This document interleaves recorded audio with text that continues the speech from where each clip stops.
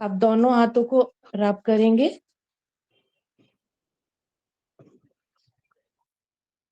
आंखों पे लगा के ऊर्जा को महसूस करेंगे और धीरे धीरे अपनी आंखों को खोलेंगे। थैंक यू इच्छा जी। धन्यवाद जी चलिए, यहीं से हम लोग थोड़ा सा रिवीजन शुरू करते हैं। पहले सबसे पहले मुझे प्रोसेस ऑफ कम्युनिकेशन बताएंगे। सब लोग चैट में लिखो। और योगेश जी, योगेश जी आप मुझे बताओ माइक ऑन करके, प्रोसेस ऑफ कम्युनिकेशन। और सब लोग कमेंट मतलब मैसेज करो, मुझे चैट में लिख दो।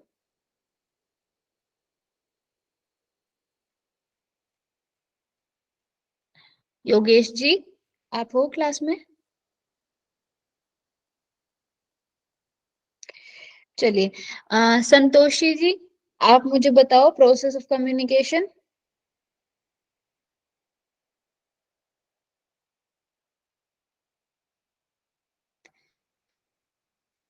प्रोसेस ऑफ कम्युनिकेशन बताओ संतोषी जी, आप हो क्लास में?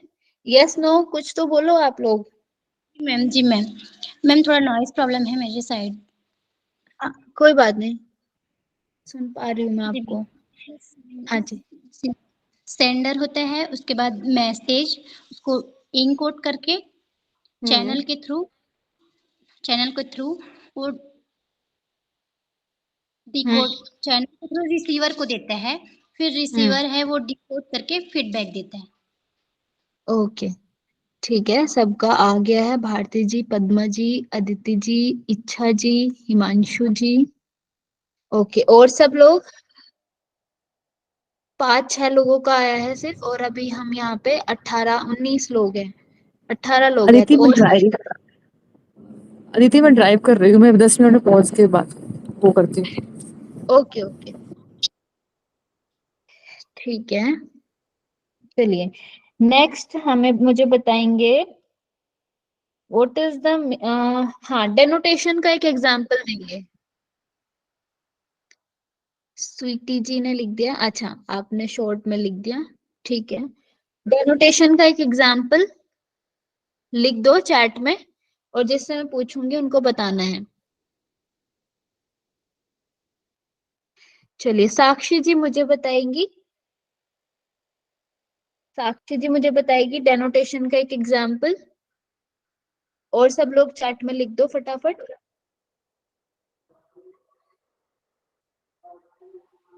सॉरी मैं कितने दिन से क्लास नहीं ले पा रही थी।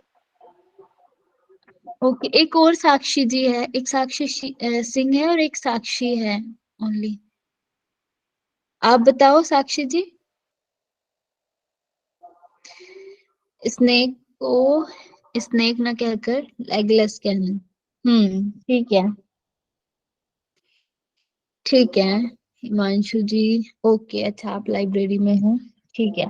चलो ठीक है, नेक्स्ट हम टाइप्स ऑफ कम्युनिकेशन में, टाइप्स ऑफ कम्युनिकेशन में पहले तो आप बताइए कितने टाइप के हमने कम्युनिकेशन पढ़े हैं।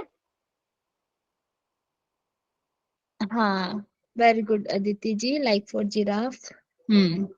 ठीक है, टाइप्स ऑफ कम्युनिकेशन हमने कितने टाइप के पढ़े हैं, किस किस बेसिस पे हमने पढ़े हैं एक बार वो। हाँ जी 4 टाइप्स के ma'am.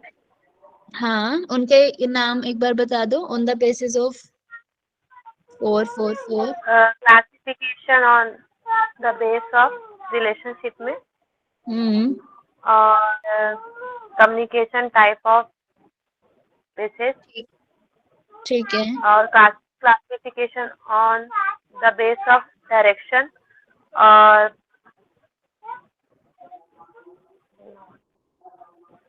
Classification base of styles. अच्छा ठीक है, purpose and style, on the basis of direction, on the basis of channel, और on the basis of relationship. ठीक है, चलिए सबके मैसेज भी आ गए हैं। रिलेशनशिप के बेस पे जो जो जो कम्युनिकेशन है उनके टाइप्स एक बार लिख दो फटाफट से। और मुझे सुनीता जी आंसर करेंगी, माइक ऑन करके। Sunita ji, on the basis of relationship कितने टाइप के हैं, उनके नाम बताइए।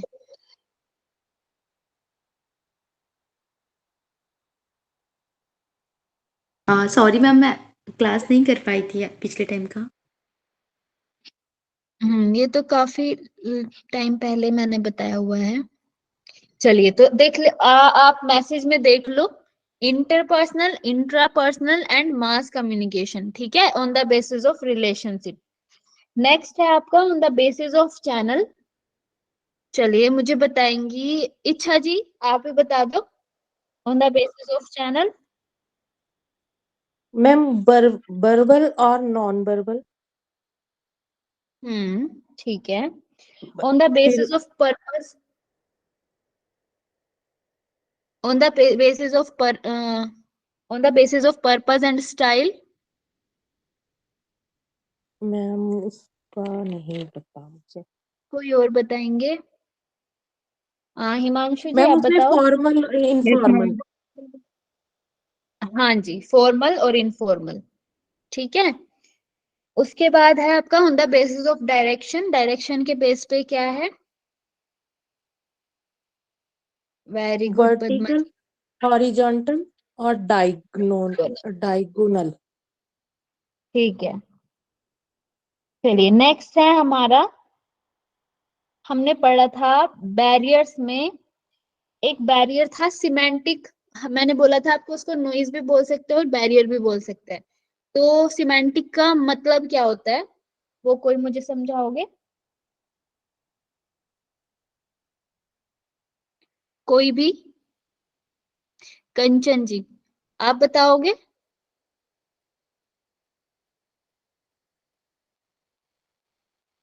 अदिति जी का मैम रिसीवर, सेंडर और रिसीवर।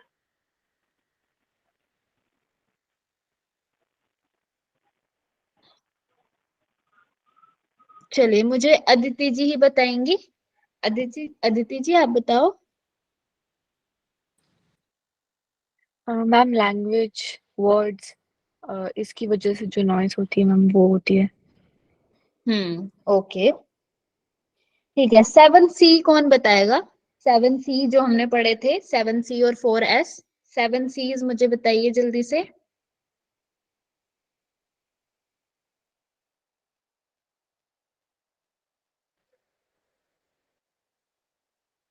लक्की जी आप बताओगे 7Cs? जी ma'am, SMC completeness, conciseness, consideration, clarity, concreteness, courtesy, correctness.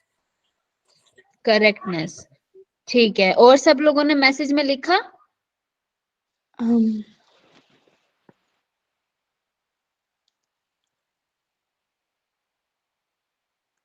Padma जी का मैसेज आया है, कंप्लीटनेस, कंसाइसनेस, कंसिडरेशन, क्लैरिटी, कॉन्क्रीटनेस, कर्टेसी और करेक्टनेस, ठीक है, इनको ध्यान रखना है। चलिए 4S भी बता दो, तेजस जी बताएंगी 4S।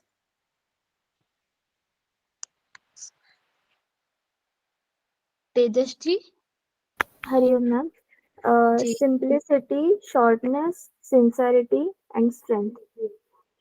वेरी गुड, ठीक है। 4S and 7Cs, okay.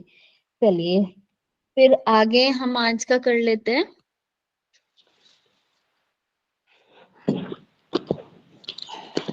आप अपने माइक ऑफ कर लो सब।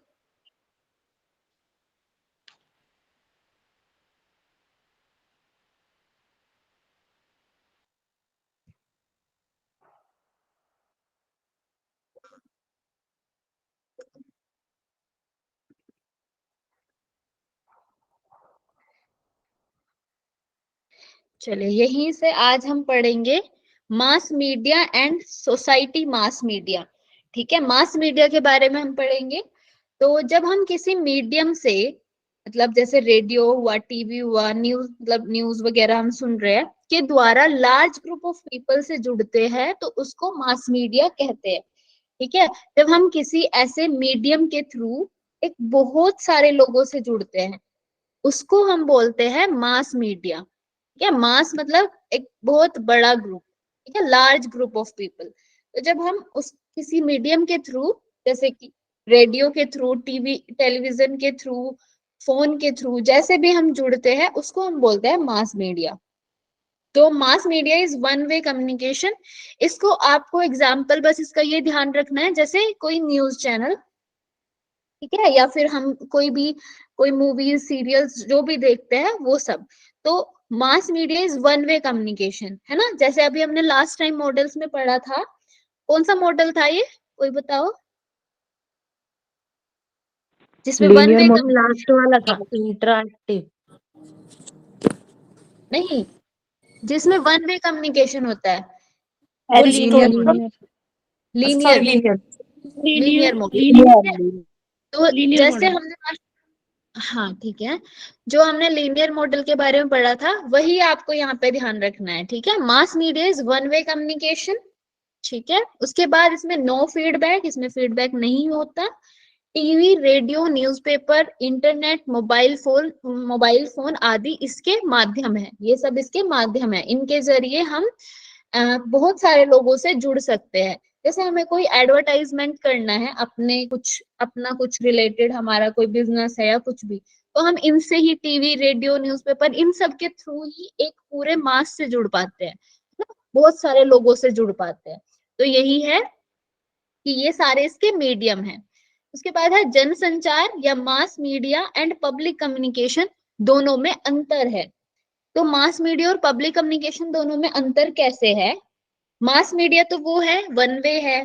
पब्लिक कम्युनिकेशन, अब बहुत सारे लोग हैं एक साथ है, लेकिन वो एक दूसरे से बात कर पा रहे हैं, वो अपनी बातों को रख पा रहे हैं, मतलब ये पब्लिक कम्युनिकेशन टू वे हो जाएगी, है ना। एक बहुत, जैसे हम किसी ऐसी कोई कोई हम ऐसा कुछ प्रोग्राम कर रहे हैं जिसमें बहुत सारे लोग हैं और हम वहां पे अपनी इंफॉर्मेशन को पहुंचा रहे हैं, है ना, लेकिन हम ऑफलाइन मतलब हम किसी से मिल रहे हैं, है ना, फेस टू फेस मिल रहे हैं हम लोग।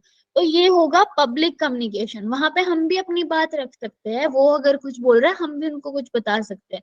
तो इन दोनों में डिफरेंस है। मास मीडिया बस आपको ध्यान रखना है, कोई न्यूज चैनल जिससे आप सुन रहे हो, है ना, जिससे आप न्यूज सुन रहे, इससे आपको ध्यान रखना है ये।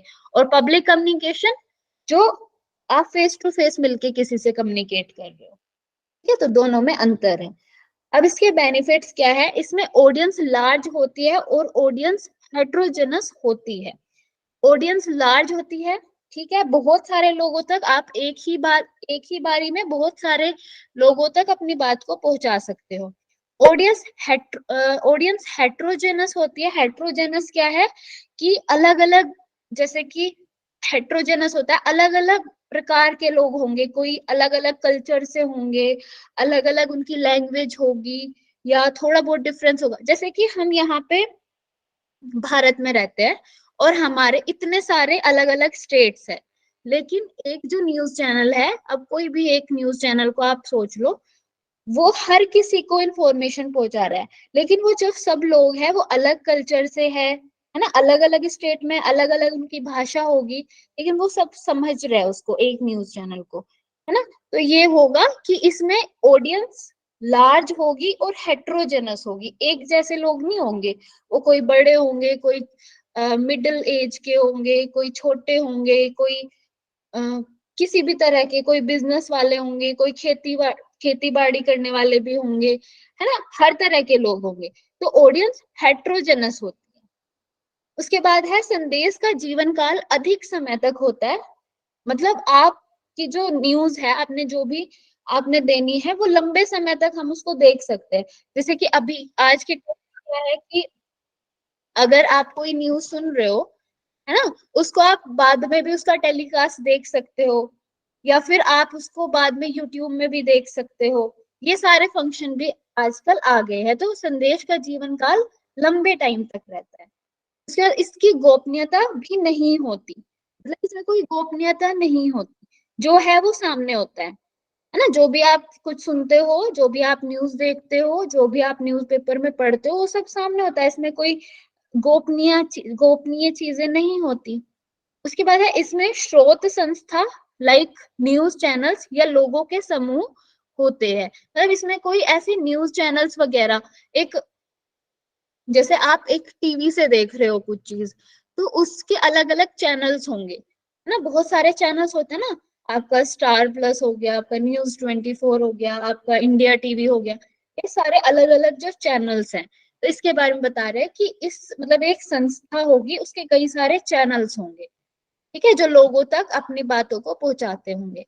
इसमें फीडबैक नहीं मिलता, अगर मिलता है तो इनडायरेक्ट मिलता है, ठीक है। इसमें जो फीडबैक है वो सामने नहीं मिलता। हमने बात की थी अभी मॉडल में कि फीडबैक इसमें नहीं मिलता, अगर मिलता भी है तो इनडायरेक्ट मिलता है, कि हमारे ऊपर जो प्रभाव पड़ रहा है उसका, हमने कोई न्यूज देखी और उसका जो मेरे ऊपर इफेक्ट पड़ रहा है ना, और उससे जो मतलब इनडायरेक्ट उनको फीडबैक मिलेगा, कहीं पे भी किसी भी तरह फीडबैक मिल सकता है इनडायरेक्ट वे में, डायरेक्टली जाके मैं नहीं बोलूंगी किसी को। उसके बाद यह एक व्यक्ति की मानसिकता को प्रभावित करता है, ठीक है, यह एक व्यक्ति की, किसी भी व्यक्ति की मेंटेलिटी को, उनकी मानसिकता को प्रभावित करता है। उसके बाद है मास मीडिया के कार्य। इसके माध्यम से जानकारी व्यक्तियों तक आती है और व्यक्तियों को सेंसेशन प्रदान करती है। इसमें मॉडर्न डे मीडिया की भूमिका है। तो इसमें क्या है कि इसके माध्यम से जानकारी हमारे पास तक आती है और हमें एक सेंसेशन, मतलब हमें एक जागरूक करती है, या जो भी हम समझ सकते हैं कि हमें एक सेंसेशन देती है कि हाँ ऐसा भी होता है, ऐसा भी चल रहा है आजकल। ये सारी चीजें हमें पता चलती है इसके माध्यम से। और इसमें क्या बताया है इन्होंने लास्ट में, कि इसमें आपकी जो मॉडर्न डे मीडिया है, मॉडर्न डे मीडिया मतलब जो हम अभी इंटरनेट वगैरह जो यूज कर रहे हैं, जो हम जैसे व्हाट्सएप यूज कर रहे हैं, फेसबुक यूज कर रहे हैं, तो इसको बोलते हैं मॉडर्न डे मीडिया। तो इनकी बहुत ज्यादा भूमिका है, इनसे हमें आजकल सब कुछ पता चलता है।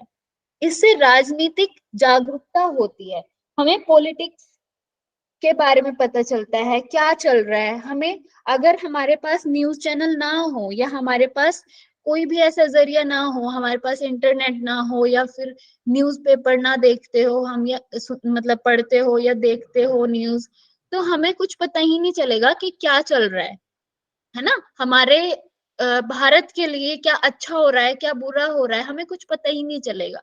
तो इससे राजनीतिक जागरूकता भी होती है। विभिन्न संस्कृतियों कल्चर्स की जानकारी होती है, हमें अलग अलग कल्चर्स के बारे में पता चलता है। अभी जैसे अभी क्या था, मकर संक्रांति का त्योहार था, अब हमें पता चलता है दूसरी जगह पे उसको लोहड़ी बोलते हैं, कहीं पे उसको पोंगल बोलते हैं। हमें ये सब चीजें कहाँ से पता चलती है, जब हम कुछ ऐसा न्यूज सुनते हैं, कुछ कहीं पे हमें मतलब ऐसी चीजों से हमें पता चलता है कि इनको अलग अलग जगह पे अलग अलग बोलते हैं, है ना, अलग अलग नाम इसके बोले जाते हैं। तो हमें ये पता चलता है। जनता सरकार से और सरकार जनता से आपस में जुड़ते हैं, ठीक है। अब सरकार वाली बात इसमें आ गई कि हम अपनी सरकार से, हम भारत की जुड़ते हैं इसके थ्रू, और जो सरकार है वो हमसे जुड़ती है, वो हमें बताती है कि अभी क्या चल रहा है, अभी हम क्या करेंगे, जो सारे वादे करती है, जो सारे नई नई चीजें लेके आती है, वो सब कुछ हमें तभी पता चलेगा या पता चलता है। एक सेकेंड।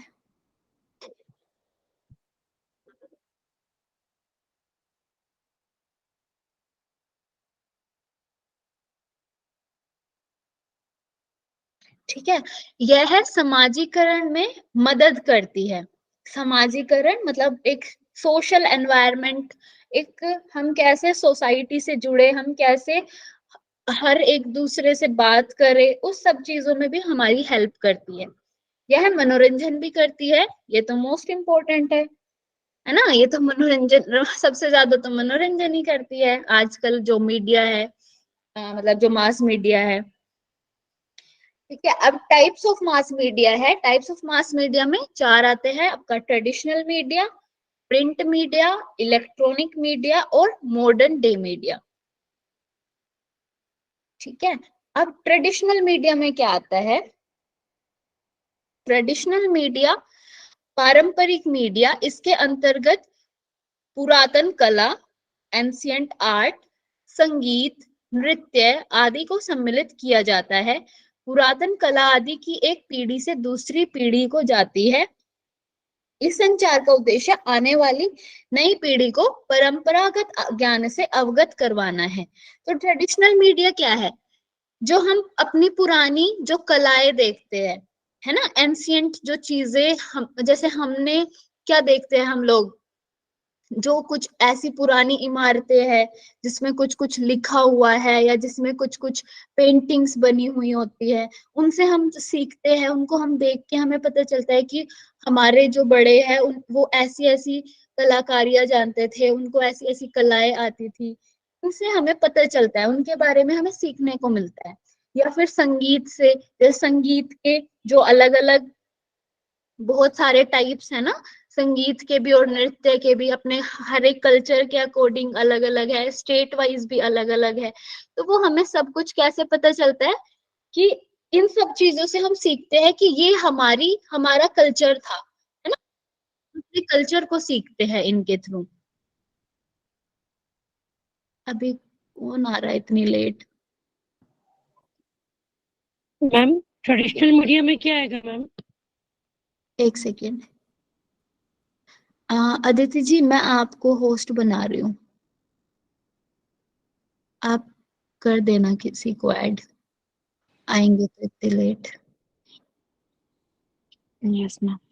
ट्रेडिशनल मीडिया में देखो, ट्रेडिशनल मीडिया में मतलब हम जो ऐसी चीजों से जब हम सीखते हैं ना कुछ, वो भी तो एक मीडिया है। जैसे आप किसी चीज को सीखते हो न्यूज देख के या फिर कुछ बुक्स के थ्रू कि हमने वहां से पढ़ा। अब हम कुछ कुछ चीजों को कैसे सीखते हैं? हमारी जो पुरानी चीजें हैं, मतलब जैसे कि हमारे कुछ ऐसे आप जैसे देखते होंगे ना, कुछ पेंटिंग्स है, जैसे अलग अलग नाम है, मधुबनी पेंटिंग एक बहुत ज्यादा सुनने को आती है। तो वो क्या है? हमारी पुरानी पेंटिंग है, बहुत पुराने टाइम से, लंबे टाइम से वो चली आती है। तो इसमें लिखा है ना, पुरातन कला आदि की एक पीढ़ी से दूसरी पीढ़ी को जाती है। तो इनसे हम आगे की सीखते हैं, अपनी परंपराओं को सीखते हैं, अपने कल्चर को सीखते हैं। इन सब चीजों से, जो हमारी पुरानी चीजें हैं, जो भी आपके कल्चर के हिसाब, जैसे आपका भी कुछ होगा, आप जहां से बिलोंग करते हो, आपके वहां के हिसाब से आपका कुछ ऐसा कुछ होगा जिससे आपने सीखा होगा कि हमारे यहाँ पे ऐसा होता था पहले से, है ना, कुछ भी होगा ऐसा। तो ये है ट्रेडिशनल मीडिया। इन सब चीजों से जब हम सीखते हैं, जैसे आप लोग कहीं जाते हो ना, वो क्या है, अजंता की गुफाएं, ऐसा ऐसी सब जगह है जो वहां पे हम देखते हैं, वहां की पेंटिंग्स देखते हैं, या फिर वहां पे जो लिखा हुआ होता है संस्कृत में, कुछ श्लोक लिखे होते हैं। तो इन सब चीजों से जब हम सीखते हैं, उनको हम बोलते हैं ट्रेडिशनल मीडिया। ठीक है? इस संचार का उद्देश्य आने वाली नई पीढ़ी को परंपरागत ज्ञान से अवगत करवाना है। तो इन सब चीजों से हम अपनी नई पीढ़ी को अपने परंपरागत ज्ञान से अवगत करवाते हैं, मतलब जो हमारा कल्चर था उससे अवगत करवाते हैं। ठीक है, ये ट्रेडिशनल मीडिया है। उसके बाद आता है आपका प्रिंट मीडिया। तो बहुत पहले ट्रेडिशनल मीडिया से हमने सब कुछ सीखा, उसके बाद फिर प्रिंट वाली चीजें आई, है ना। पहले तो कोई न्यूज़पेपर, कोई मैगजीन, कोई बुक्स नहीं होती थी, तो उससे पहले वो सब चीजें लिखते थे कहाँ पे? ऐसे ही अपनी दीवारों पे लिख दिया। जैसे कोई राजा महाराजा होते थे, वो अपने अपने बारे में कहीं कहीं अपने कोई उन्होंने वो बनवा दिया, कोई टोम जैसा बनवा दिया, ऐसे सब कुछ करते थे और उस पर लिखवा देते थे। तो ये था ट्रेडिशनल मीडिया, कि उनके बारे में हमें कैसे पता चले, इनसे हम सीखते थे, उनके बारे में हमें इनसे पता चलता था। उसके बाद आता है प्रिंट मीडिया। इसकी शुरुआत 18वीं शताब्दी में समाचार पत्र के साथ यूरोप में हुई। इसने जनसंचार को प्रभावित करने में महत्वपूर्ण भूमिका निभाई है। ठीक है, फिर इन्होंने प्रिंट मीडिया की बात की है कि समाचार पत्र 18वीं शताब्दी में यूरोप में शुरू हुआ था सबसे पहले। ठीक है, और इसने क्या किया है? जनसंचार को, मतलब जो मीडिया, मतलब मास मीडिया को बहुत बड़े ग्रुप को प्रभावित किया है। प्रिंट मीडिया बहुत ही सुव्यवस्थित, तार्किक, दुनिया में घट रही विभिन्न घटनाओं आदि का संग्रह है। न्यूज़पेपर, मैगजीन, पीरियोडिकल बुक्स आदि इसकी श्रेणी में आते हैं। तो आपकी जो प्रिंट मीडिया है, इससे हमें ये बहुत प्रभावित एक ऐसा जनसंचार है जिससे हमें दुनिया के बारे में पता चलता है ना, दुनिया में क्या चल रहा है, अभी दुनिया की जो भी सारी घटनाएं हैं उनके बारे में हमें पता चलता है ना। इसमें सारी आपकी जो बुक्स, मतलब जो सारी चीजें प्रिंट वाली चीजें आती है, इसमें लिखा हुआ है, जैसे आपकी न्यूज़पेपर है, आपके मैगजीन्स है, बुक्स है, ये सब इसकी श्रेणी में आते हैं प्रिंट मीडिया की। नेक्स्ट है आपका इलेक्ट्रॉनिक मीडिया। इलेक्ट्रॉनिक मीडिया की शुरुआत 1895 में हुई, जब लूमियर ब्रदर्स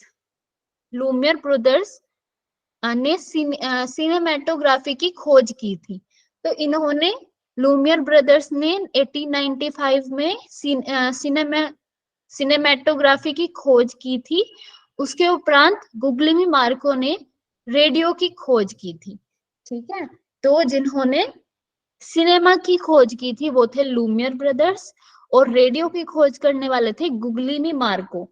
इन्होंने रेडियो और आपके सिनेमा की खोज की थी। तो इलेक्ट्रॉनिक मीडिया में यही आते हैं, है ना, जो भी आप टीवी, रेडियो, फिल्म आदि इसके उदाहरण हैं, जो इलेक्ट्रिक के द्वारा या इलेक्ट्रिक सिग्नल के द्वारा चलता है, वह इलेक्ट्रॉनिक मीडिया कहलाता है। तो आपके जो टीवी में जो न्यूज आते हैं, टीवी में जो सीरियल्स, मूवीज आती है, या फिर आप जो एफएम रेडियो वगैरह सुनते हो, वो सब आता है इलेक्ट्रॉनिक मीडिया। ये भी एक जनसंचार का साधन है, टीवी, रेडियो, फिल्म, ये सब चीजें, तो ये आता है आपके इलेक्ट्रॉनिक मीडिया में। ठीक है, अब एक आता है आधुनिक समय का मीडिया। तो आधुनिक समय के मीडिया में क्या है? मॉडर्न डे मीडिया, इंटरनेट और वर्ल्ड वाइड वेब। ठीक है, आविष्कार के उपरांत इसका जन्म हुआ। ठीक है, जब इंटरनेट आया और आपका www वर्ल्ड वाइड वेब आया, तो ये सब चीजें शुरू हुई। Email, podcast, Facebook, Instagram, blogging, तो ये सारी चीजें शुरू हुई इसके बाद। ठीक है, आदि इसकी श्रेणी में आते हैं। आज हम पूरी दुनिया से मात्र सिंगल क्लिक दूर है, इसलिए आज दुनिया को ग्लोबल विलेज कहते हैं, है ना। हम सारी दुनिया से सिर्फ एक सिंगल क्लिक की दूरी पे है। हम लोग एक क्लिक करेंगे, हम सब दुनिया के बारे में जान सकते हैं, कहाँ पे क्या चल रहा है। इसको बोलते हैं ग्लोबल विलेज। इस वर्ड को याद रखना है, ग्लोबल विलेज। अदिति एक बार और वो कर दो, लास्ट वाला point. Global village, modern day media. Modern day media. Modern day media क्या है? इंटरनेट और वर्ल्ड वाइड वेब के आविष्कार के बाद, मतलब आपकी जो ये सारी चीजें है ना, जो भी आप फेसबुक, इंस्टाग्राम, व्हाट्सएप, ईमेल, जो ये सब चीजें यूज करते हैं हम लोग, उसको बोलते हैं मॉडर्न डे मीडिया। ठीक है, और इसकी आविष्कार, मतलब जब आपका इंटरनेट आ गया, तभी तो हम इन सब चीजों से जुड़ पाए, तभी हम इन सब चीजों को यूज कर पाए, ईमेल्स को, पॉडकास्ट को, फेसबुक को, इंस्टा को, ब्लॉगिंग्स वगैरह, ये जो सारी चीजें, ये हम तभी कर पाए जब हमारे पास इंटरनेट और वर्ल्ड वाइड वेब से हम जुड़ पाए। ठीक है, तो इसको हम मॉडर्न डे मीडिया बोलते हैं, और हम सिंगल क्लिक की दूरी पे है पूरी दुनिया से, इसको बोलते हैं ग्लोबल विलेज।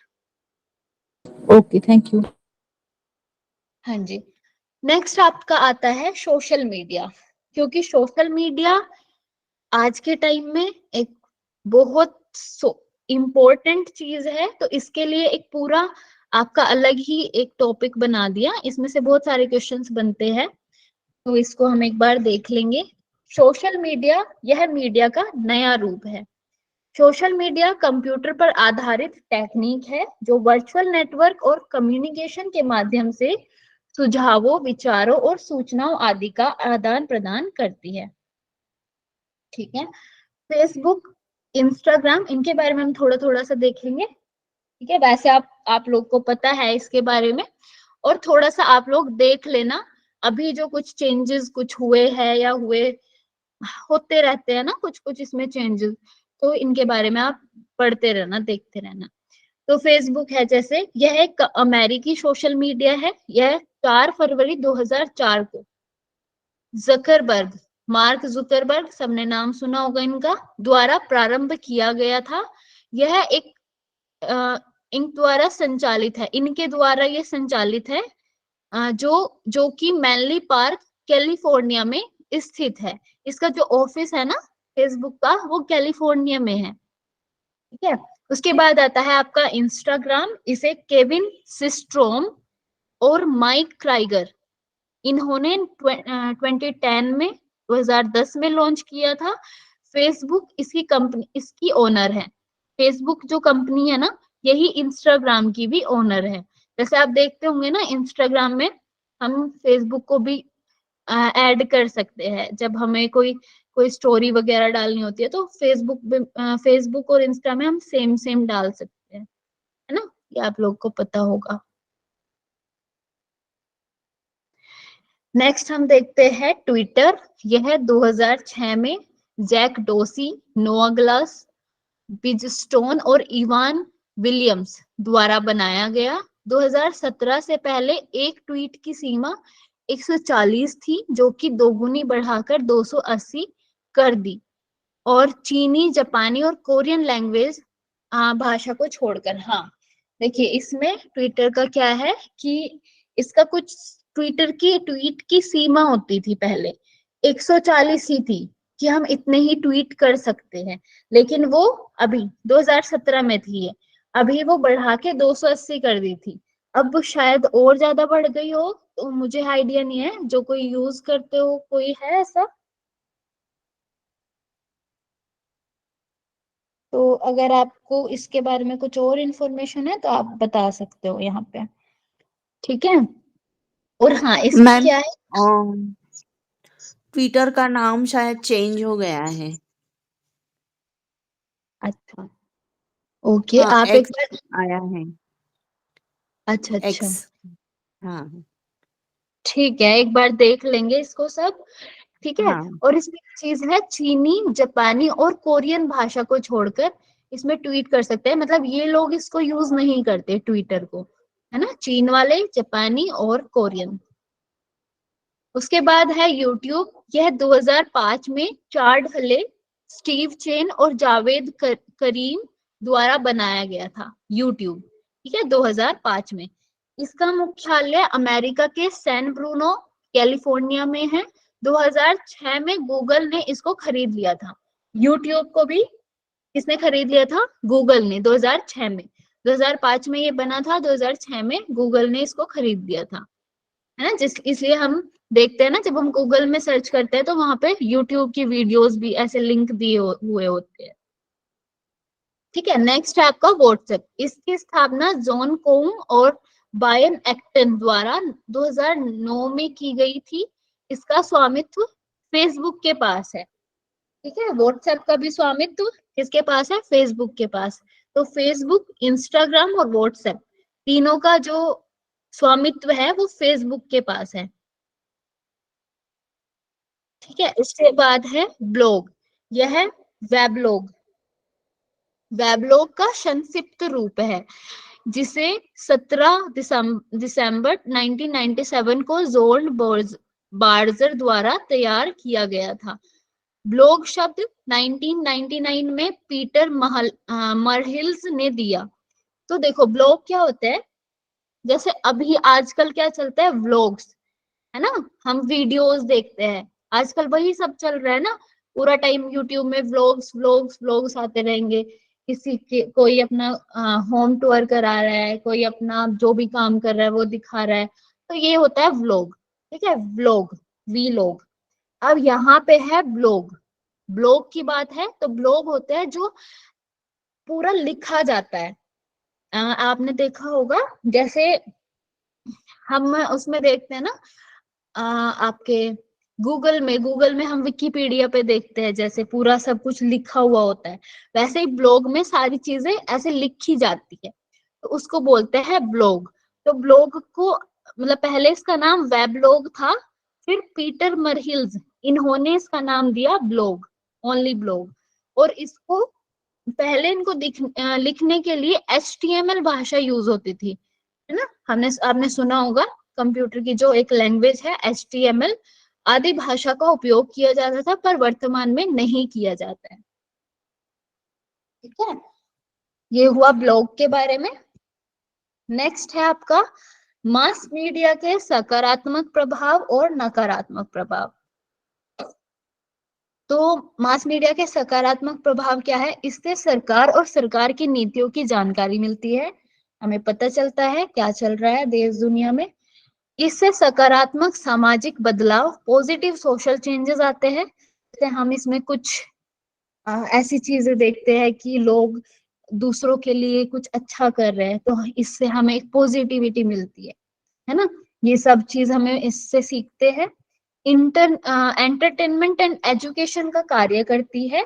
हम ऑब्वियस सी बात है, एंटरटेनमेंट के लिए हम यूज करते हैं मीडिया को, मास मीडिया को, और एजुकेशन के लिए, है ना। हम लोग वो सब भी देखते हैं, कुछ एजुकेशन ट्यूटोरियल्स होते हैं, या फिर आप जैसे आपने अभी आप टीचिंग में पढ़ोगे, टीचिंग एप्टीट्यूड आपका होगा ना, तो उसमें आप पढ़ोगे कि हमारी कुछ कुछ ऐसे सरकार से बनी हुई कुछ ऐसी ऐसी संस्था है जो पूरा आपको सारा एजुकेशन का पूरा मैटर प्रोवाइड कराती है टीवी में कुछ चैनल्स पे, है ना। तो हम लोग वहां से ये भी सीखते हैं।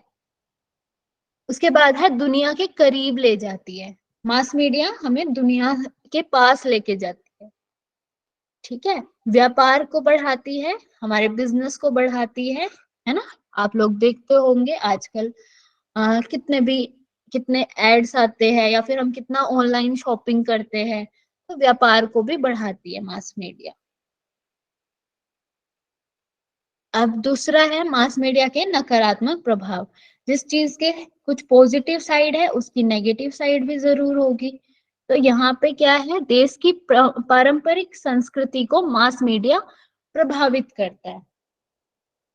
जो हमारी एक पारंपरिक संस्कृति है उसको हम, ऐसा हो रहा है ना, हम भूलते जा रहे हैं और हम बाहर की चीजों को देख देख के उनको अपना रहे हैं, है ना। तो मास मीडिया की वजह से ऐसा भी हो रहा है। दूसरा, पहला ये उद्देश्य मनोरंजन हो गया है ना। तो सबसे पहला जो उद्देश्य है हमारा मास मीडिया के लिए वो क्या है? मनोरंजन। हम पूरा टाइम वही स्क्रॉल करते रहते हैं, रील्स देखते रहते हैं। तो वही कि पहला उद्देश्य इसका मनोरंजन ही बन गया है। ये हिंसा को बढ़ावा देता है ना, ये हिंसा को भी बढ़ावा देता है। जैसे हम कोई ऐसी, बहुत सारी चीजें ऐसी होती है कि बहुत पुरानी पुरानी जो वीडियोस होंगी उनको अभी कट करके उनको कुछ एडिट करके डाल देंगे, और पूरे हमारे एरिया में कोई ऐसी हिंसा भड़का देंगे, है ना। ऐसा बहुत सारी चीजें हम देख चुके हैं कि कुछ फेक न्यूज आ गई ऐसी, और यहाँ पे पूरा ऐसे हिंसा भड़क गई, ऐसा ऐसा सब कुछ होता रहता है मीडिया की वजह से। इसके कारण इच्छा में वृद्धि होती है, जिसके कारण व्यक्ति बिना आवश्यकता की वस्तु भी लेता है। ये तो ऑब्वियस सी बात है।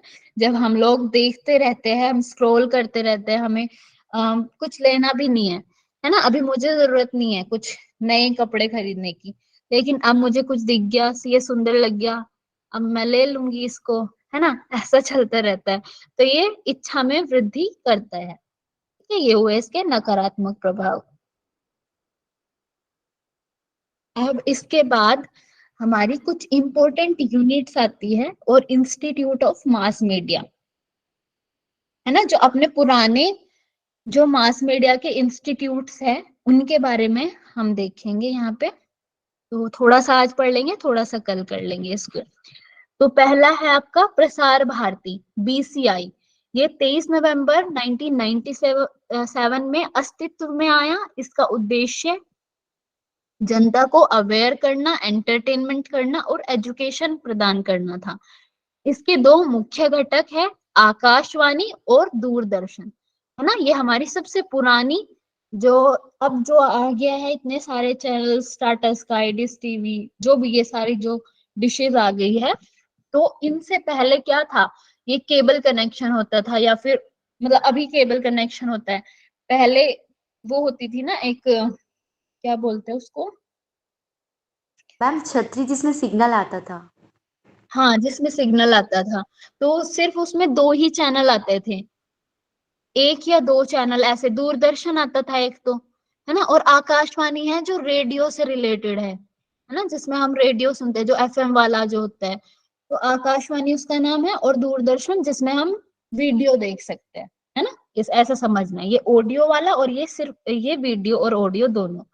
तो इन दोनों को संतुलित विकास करना इसका लक्ष्य भी, इसलिए इसको BCI, broadcasting corporation of India के रूप में जाना जाता है ना। इन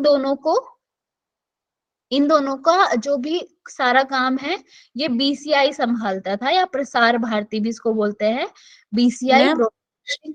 हाँ जी।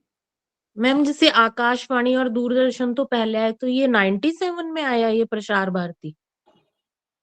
आ, एक सेकेंड, हाँ शायद ये प्रसार भारती बाद में आया था, क्योंकि आकाशवाणी तो 1920 1936 इसमें दिया हुआ है, लेकिन हाँ जी। 1997 में बीसीआई ये प्रसार भारती आया था, जो जिसको मतलब इसने संभाला होगा इनको दोनों को, है ना, इसके ठीक इनके है मैम। काम को, ब्रॉडकास्टिंग कॉरपोरेशन ऑफ इंडिया। ठीक है, उसके बाद है आकाशवाणी। आकाशवाणी 1920 में रेडियो प्रसारण शुरू हुआ था। पहला कार्यक्रम 1923 में रेडियो क्लब ऑफ बॉम्बे द्वारा प्रसारित किया गया था, और 1927 में बॉम्बे और कलकत्ता में प्रसारण सेवाएं शुरू हुई थी। ठीक है, पहला जो हुआ था 1923 में, और फिर ये हुआ था बॉम्बे में, और फिर उसके बाद 1927 में बॉम्बे और कलकत्ता दोनों जगह प्रसारण सेवाएं स्थापित हुई थी। उसके बाद है 1936 में, 1936 में इसको AIR, ऑल इंडिया रेडियो के नाम से जाना जाता था। इसके बाद 1957 से इसको आकाशवाणी के नाम से जाना जाने लगा। पहले इसको ऑल इंडिया रेडियो AIR बोलते थे, और अभी इसको मतलब 1957 के बाद इसको आकाशवाणी बोलने लगे। ठीक है, ये थोड़ी थोड़ी सी चीजें हैं, 1 2 3 बार आप पढ़ लोगे तो आपको ऐसे ही समझ याद आ जाएगी। ठीक है, नेक्स्ट है आपका दूरदर्शन। यह 15 दिसंबर 1959 में नई दिल्ली में शुरू हुआ, और 1965 में दिल्ली में, 1972 मुंबई, 1975 कोलकाता और चेन्नई में नियमित सेवा टेलीविजन शुरू हुई। ठीक है, तो सबसे पहले हुआ दिल्ली में शुरू, फिर मुंबई में, और फिर कोलकाता और चेन्नई में, यहाँ पे ये सारी टेलीविजन की जो सेवा थी वो शुरू हुई। फिर मैम दूरदर्शन ये जो है ना, दूरदर्शन 15th 1959 ये दिल्ली में शुरू हुआ, फिर 1965 दिल्ली, इसका मतलब? एक सेकेंड, मतलब देखो ऐसा हुआ होगा ना कि सेवाएं कि शुरू उद्घाटन हो गया होगा पहले, फिर तब से हाँ, शुरू हुआ होगा। Okay ma'am. शुरू होने में, सेवाएं शुरू होने में टाइम लगा होगा। उसके बाद है दूरदर्शन का वर्तमान स्वरूप, जो अभी जैसा दिखता है ना उसका, जैसे लोगो वगैरह, तो वो 15 सितंबर 1976 में स्थापित हुआ था। पहले कुछ और होगा, कुछ अलग तरह का लोगो होगा या कुछ और होगा। उसके बाद 1976 में ये अभी जैसा है वो शुरू हुआ था। फिर उसके बाद एक और चैनल आना शुरू हुआ था दूरदर्शन के बाद, 26 मई 2015 को डीडी किसान, है ना, जिसमें वो सारी फसलों से रिलेटेड चीजें आती थी, देखा है मैंने वो पहले है ना, वो सब चीजें आती थी। दो दो ही चैनल आते थे, पहला दूरदर्शन और दूसरा वो डीडी किसान। ठीक है, उसके बाद अलग अलग ये आ गया, अलग अलग जो अब प्रेस ब्यूरो थी, ये सब चीजों के बारे में हम देखेंगे। तो पहला है PIB, press information bureau. PIB Bharat सरकार की प्रधान संस्था है, जो सरकार की नीतियों, उपलब्धियों और कार्यक्रम आदि को सूचना, प्रिंट और इलेक्ट्रॉनिक, थोड़ा सा ना हिंदी में लिखने में थोड़ी सी मिस्टेक हो रखी है, तो आप लोग कोशिश करना इनको समझने की, ठीक है? या फिर अगर ठीक होगा तो मैं इनको ठीक करके आपको दे दूंगी। तो इसमें क्या है, कार्यक्रम आदि की सूचना प्रिंट और इलेक्ट्रॉनिक मीडिया को प्रसारित करती है, ठीक है? पीआईबी क्या है? Press information bureau. और ये भारत सरकार की संस्था है, जो सारी जो नीतियां है, इन सब चीजों को, जो भी नीतियां लगने वाली है, जो नई नई चीजें, जो नए नए गवर्नमेंट रूल्स वगैरह निकालती है ना, तो वो इसके थ्रू प्रसारित होती है, प्रेस इंफॉर्मेशन ब्यूरो के थ्रू, ठीक है? प्रिंट में या इलेक्ट्रॉनिक में, जैसे भी। उसके बाद है हिंदुस्तान समाचार। यह भारत की सबसे पहली बहुभाषीय बहुभाषीय समाचार संस्थान है। बहुभाषीय मतलब जो कई सारी भाषाओं में हो, हिंदी, अंग्रेजी, संस्कृत, अलग अलग जो पंजाबी, जो भी अलग अलग स्टेट की है ना, वैसे। तो जिसकी सदस्यता 200 समाचार पत्र और चैनलों ने ले रखी है। इसकी स्थापना 1948 में 48 में एस आप्टे द्वारा की गई। हिंदुस्तान समाचार ये पहला ऐसा समाचार है जो बहुभाषीय है, और इसकी सदस्यता बहुत सारे समाचार पत्रों ने, 200, और चैनलों ने ले रखी है। यह 10 भाषा में सूचना देता है, ठीक है? इसके 10 भाषाओं में इसकी सूचनाएं मिलती है। 1975 में इसका विलय press trust of India, United news of India, समाचार भारती के साथ हुआ, ठीक है? 1975 में इसका विलय हो गया। 1948 में स्थापना हुई थी, फिर इसका विलय हो गया press trust of India, United news of India और समाचार भारती के साथ, ठीक है? नेक्स्ट है आपका प्रेस ट्रस्ट ऑफ इंडिया। कुछ बोल रहे हो क्या कोई? अ, अ, अदिति, 3rd नंबर पे हिंदुस्तान समाचार में लिखा हुआ था बाबू, वो क्या होता है फर्स्ट लाइन में? वो बहुभाषीय था, बहुभाषीय उसका मतलब? मतलब बहुत सारी भाषाओं में, अच्छा, ओके, ठीक। अलग अलग भाषाओं में। Okay okay, thank you. हाँ जी, ठीक है। नेक्स्ट है press trust of India. Bharat की सबसे बड़ी समाचार संस्थान है प्रेस ट्रस्ट ऑफ इंडिया। इसकी स्थापना 27 अगस्त 1947 में हुई थी, और इसने 1 फरवरी 1948 में सम करना शुरू कर दिया। यह सिर्फ हिंदी भाषा में समाचार देता है। यह सभी ग्राहकों को निष्पक्ष की सेवा देता है, मतलब इसमें कोई पक्षपात नहीं होता, निष्पक्ष सेवा देता है। पीटीआई की सेवा बीबीसी आदि टीवी और रेडियो चैनल लेते हैं, ठीक है? प्रेस ट्रस्ट ऑफ इंडिया एक ऐसा समाचार संस्थान है जो एक तो सबसे पहले यह सिर्फ हिंदी भाषा में समाचार देता है, और इसकी जो सेवाएं है ना, जो हम देखते हैं बीबीसी न्यूज, तो जो बीबीसी हिंदी जो है वो यहाँ से लेता है अपनी न्यूज को, press trust of India press trust of India से, ठीक है? बीबीसी न्यूज वगैरह जो हम सुनते हैं ना, तो ये यहाँ से लेता है।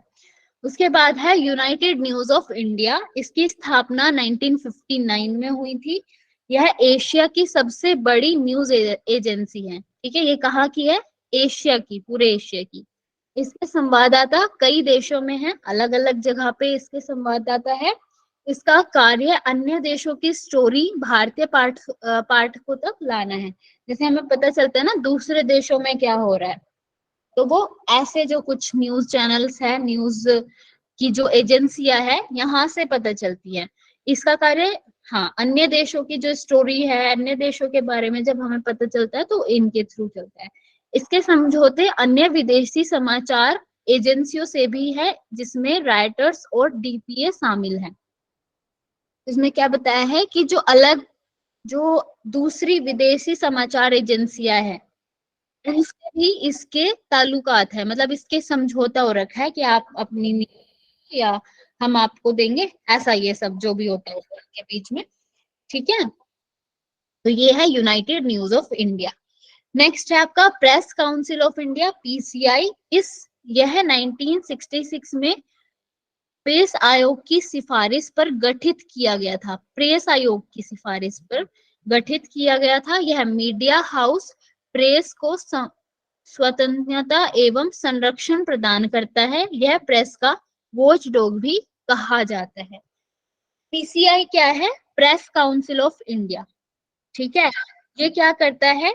ये वॉच डॉग की तरह, वॉच डॉग की भूमिका निभाता है। मतलब क्या है कि जो क्या चल रहा है, मतलब आपकी जो न्यूज है वो सही है नहीं है, इन सब की चीजों के बारे में ये बताता है PCI, press council of India. Watch dog इसको बोलते हैं। मतलब जो भी न्यूज आएगी इसके थ्रू इसकी मतलब ये प्रोटेक्ट करता है उनको कि कैसी न्यूज आनी चाहिए, कैसी न्यूज नहीं आनी चाहिए, ये सब चीजों के बारे में ये पता करता है PCI, press council of India. ठीक है, इतनी सारी चीजें होती है आपके मीडिया में भी।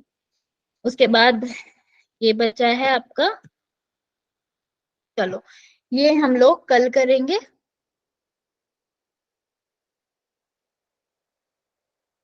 ठीक है, आज वाली चीजें जो है ना वो थोड़ी सी आपको लर्न करनी पड़ेगी, है ना। उनको देखना पड़ेगा, 3-4 बार आप लोग उसको पढ़ोगे तो वो आपको समझ में आ जाएगी, मतलब थोड़ा याद होने लग जाएगी। हाँ जी, जो इसकी सन वगैरह है वो